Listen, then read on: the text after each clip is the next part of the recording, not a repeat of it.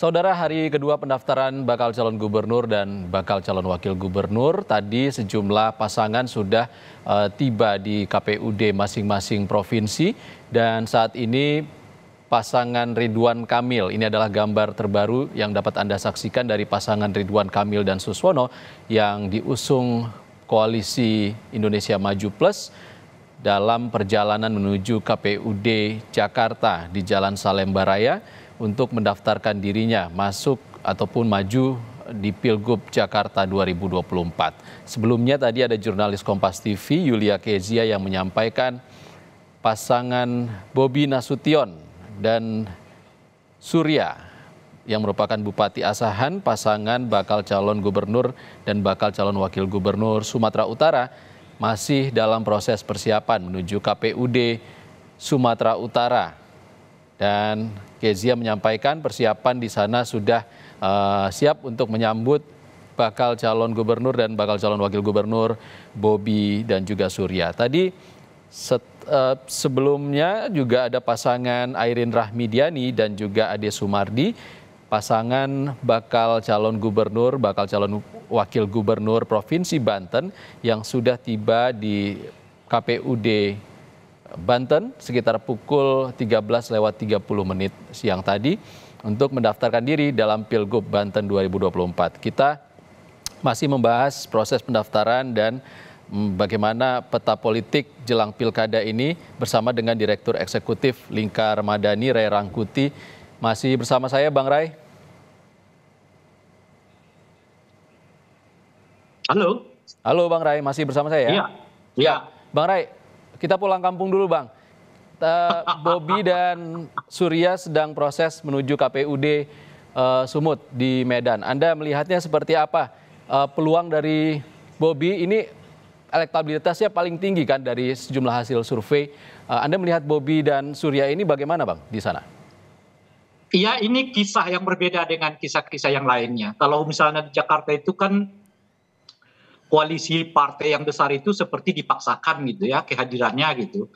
Nah, menarik juga pernyataan RK tadi itu sebetulnya. Beliau mengatakan kan saya senang sekali kalau lebih banyak calon ya, lebih kompetitif gitu ya. Tapi itu kan nggak sesuai dengan fakta di lapangan. Dia borong semua partainya bagaimana banyak calon ya kan. Nah, kalau di Medan ini kesan saya agak alami ya. Agak alami itu dalam pengertian bahwa memang Bobi salah satu calon gubernur yang sejauh ini tertinggi suaranya meskipun selisihnya dengan Pak Edi tidak terlalu besar, bahkan cuma di margin error gitu ya. Selisih di antara keduanya kan 2-3% gitu. Nah, oleh karena itu kalau sampai partai-partai politik misalnya merapat ke beliau, ya ada alasannya secara logis yang bisa diterima ke perapatan partai-partai itu kepada saudara Bobi, karena memang melihat elektabilitas Bobi yang cukup tinggi gitu ya. Kalau didukung oleh mereka, bersamaan dengan itu Bobi adalah menantu dari presiden gitu ya. Nah, sementara isu soal dinasti politik di Sumatera Utara juga kelihatan nggak terlalu sensitif gitu. Ya tentu kelihatan ada harapan bahwa Bobi ini akan memenangkan pertarungan gitu. Nah, oleh karena itulah kalau kita lihat besarnya dukungan partai kepada Bobi itu adalah seperti yang saya sebutkan tadi itu pertemuan antara perjalanan yang alami, pragmatisme politik gitu ya, tentu sama dengan desain politik gitu. Oke, Bang Ray, kita lihat dulu. Saat ini tampaknya pasangan Bobi Nasution dan juga Surya sudah tiba di KPUD Sumatera Utara di Jalan Perintis Kemerdekaan untuk mendaftarkan diri di Pilgub Sumatera Utara melawan pasangan Edi Rahmayadi dan Hasan Basri Sagala yang diusung oleh Partai Demokrasi Indonesia Perjuangan. Akan kami buktikan bahwa di seluruh daerah pelosok Sumatera Utara, sekolah-sekolah yang punya sekolah kejuruan kami sesuaikan dengan potensi daerah dan jurusan-jurusan akan kami kembangkan. Kemudian sebagai wakil gubernur Sumatera Utara, di depan para partai-partai pengusung yang terhormat, saya Surya akan menyampaikan kepada seluruh lapisan masyarakat dan khususnya kepada Bapak Bobi Afif Nasution. Prinsip bekerja saya, jangankan mendahului, sejajar aja tidak pernah akan saya lakukan. Ini adalah komitmen demikian. Selanjutnya kami silakan kepada Bapak Bobi Afif Nasution. Jadi tidak mendengarkan lebih baik taufiq wal hidayah. Wassalamualaikum warahmatullahi wabarakatuh. Waalaikumsalam warahmatullahi wabarakatuh. Orang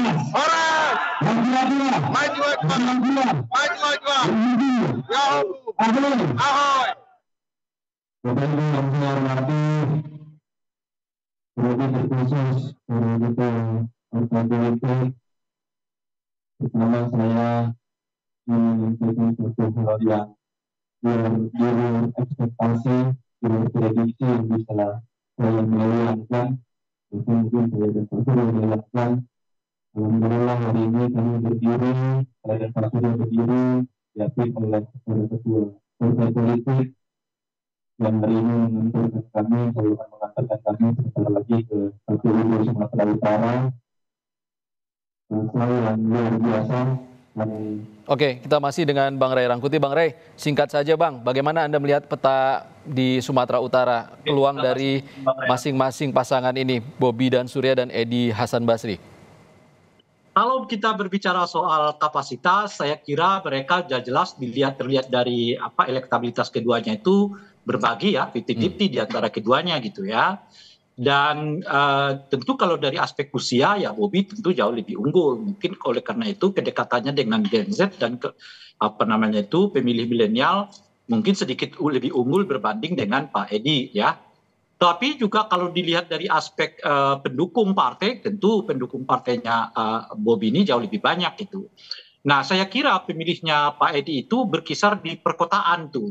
Ya kan, khususnya di masyarakat Melayu gitu ya, mungkin itu adalah Medan, Tebing, Siantar, sedikit mungkin Rantau Prapat ya, lalu Pematang Siantar dan seterusnya gitu. Tapi kalau udah masuk ke arah selatan ya, itu kemungkinan besarnya itu justru diambil oleh Bobi Nasution gitu ya, karena ada keterkaitan emosional dengan daerah selatan ini gitu ya. Kalau di utara ini saya kira mungkin sedikit banyak lebih 50-50 gitu, karena di utara ini kan umumnya adalah pemilih PDI Perjuangan, tetapi sentuhan pembangunan yang dilakukan oleh Edi mungkin sepanjang beliau berkiprah sebagai gubernur di Sumatera Utara itu yang enggak terlalu berdampak di utara ini gitu, sehingga masyarakat utaranya mungkin jauh lebih katakanlah objektif lah ya untuk bersikap apakah akan memilih Bobi ataukah memilih Pak Edi gitu ya. Nah jadi kalau dilihat dari konteks ini semua ya persaingan di kota ini memang di Sumut ini boleh disebut juga agak ketat ya. Sekalipun saya mengatakan Pak Edi itu banyak di perkotaan, tetapi kan di perkotaan ini juga terpecah ya, khususnya kalau di Medan ya, Tebing maupun Siantar itu kan masyarakat etnik Jawanya juga cukup tinggi gitu. Nah pertanyaannya kira-kira kemana nih etnik Jawanya akan melabuhkan suara? Kalau dulu kan pada pilkada sebelumnya ya mereka ke Pak Edi Rahmayadi karena lebih mendekatkan diri kepada kedekatan religiusitas gitu ya dibandingkan dengan kedekatan etnik yang saat itu ada Jarod dari PDI Perjuangan gitu. Jadi kalau dilihat dari itu boleh jadi masyarakat Jawanya ya atau etnik Jawa yang ada di Sumatera Utara itu akan banyak ya bergabung dengan Bobi Nasution juga gitu. Nah dari aspek ini sih saya kira sedikit lebih lebih kompetitif ya, agak bersaing betul ini antara Bobi dengan Pak Rahmayadi gitu ya, meskipun kelihatan kecenderungan mungkin ya di atas prediksi dia ini berdasarkan prediksi yang kita sebutkan itu dia mungkin sedikit Bobi jauh lebih diuntungkan. Nah salah satu-satunya barrier dari dari Bobi ini saya kira cuman karena dia mantunya Pak Jokowi, sementara Pak Jokowi ini ya relatif tidak terlalu disukai oleh masyarakat Sumatera Utara secara umum ya, baik yang berada di perkotaan maupun di pedesaan gitu, umumnya yang berada di daerah apa namanya yang kita sebutkan tadi perkotaan Medan ya, Pematang Siantar ya, lalu Siantar, kemudian Tebing ya, Binjai, macam-macam itu yang etniknya umumnya ada di dalamnya itu adalah apa namanya Melayu gitu dan Selatan gitu.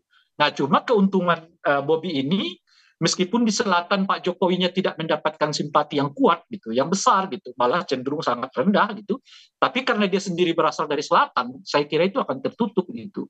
Misalnya kalau saya baca-baca ya, saya lihat, saya perhatikan asosiasi-asosiasi marga di sana misalnya hampir seluruhnya sudah mendeklarasikan dukungan kepada Bobi.